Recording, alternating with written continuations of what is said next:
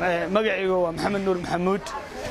waxaan ahay maamulka Centerka New Era Community College waxaan aad ugu faanayaa mar walbana agjoogoodan ku faanayaa dadka aan saaxiibada aan la nahay mar walbana ay noo bandhigaan ama noo soo bandhigaan barnaamijyada kala duwan qaybahooda kala duwan waxaan rabaa inaan u mahad celiyo bulsho waa qayb kamid ah bulshada Soomaaliyeed waa qayb kamid ah dadka u adeega bulshada qaybahooda kala duwan annagu haddaan nahay dadka waxbarashada had iyo jeer u janjeera mar walbana ay jecel yihiin inay u gudbiyaan ummadda Soomaaliyeed warbixinada qaybahooda kala duwan innaguna waxaan nahay dadka ay ka bixinayaan warbixinta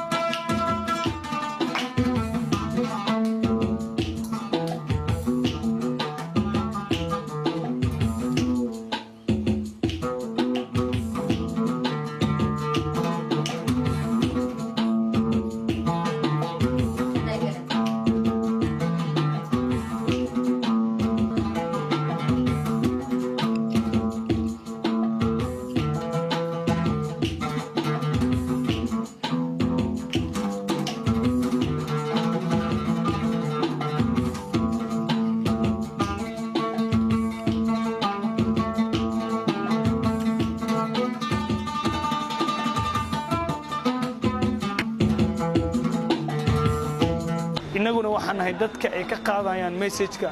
waxaan nahay dadka ay u gudbinayaan message-ka qaybada kala duwan bulsho waxaan dhihi lahay aniga annagu waxaan agjoogooda mar walba ku faanaa waxaan jecelnahay mar walba aan aragno muuqaalkooda iyo maqalkooda waa inaan mar walba ugu mahad celino sida bulshada uga adeegayaan kolleeba ma aha markii koowaad ma aha markii labaad ma aha markii saddexaad dhowr mar ay qaybo kala duwan ay noo sameeyeen waxaan alla ugu mahad celinaynaa wax aan iyaguna aan ugu mahad celinaynaa sida doorka weyn ay ku leeyihiin muuqaalkan quruxda badan muuqaalkan laga soo shaqeeyay muuqaalkan ay soo diyaariyeen dadkan la saaxiibka ah barnaamijyadani oo kilibyadan oo bulshada la gaarsiiyay qaybaha kala duwan mar labaad iyo mar saddexaad maamulkooda iyo shaqaalahooda iyo dadka had iyo jeer iyaguna u adeega bulshadooda inaan ugu mahad celino bulsho waa bulsho qayb kamid ah ummadda Soomaaliyeed waan ugu mahad celinayna aniga maamulka Maxamed Nuur Maxamuud ee Centerka xarunta New Era Community College aad iyo aad u mahadsantiin